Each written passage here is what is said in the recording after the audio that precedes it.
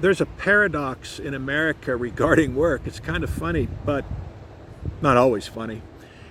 If you work somewhere long enough and well enough, one day you will be fired. Congratulations. It's just the way it works in our world today. Usually when people are at a company a long time, they become more skilled and they end up making a lot of money, a lot more money than they made when they started, and also then they're older. They get to be like me. And so if there's a person like me working at a company for a long time, I'm making good money, I become expendable. That's just the reality of our world, the business world today. And companies like to get rid of people like me. And companies are always looking to cut costs and improve their revenues and profit. Very few people these days can stay at one company their entire career. It just doesn't happen like it did maybe a couple of generations ago. A lot of times when it happens, when somebody does lose their job, when you are expendable, it can seem like a disaster. It's a shock. We're not prepared for it. We're not really trained for that.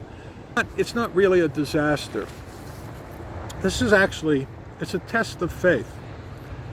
Ecclesiastes chapter 3 verses 1 through 8, of course, is the passage about there is a time for everything, a season for every activity under the sun, and it goes on. But there's one part of this passage that is really relevant for being expendable. Verse 3:6b, the second part of verse 6 says, a time to keep and a time to throw away.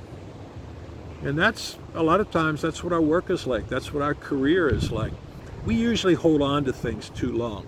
We stay in things way too long because we can see the writing on the wall, like Daniel, but we try to make it work and we try to stick it out. And actually, that never works.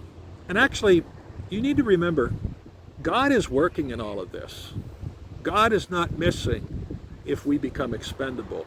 Actually, God might be moving us on to something else.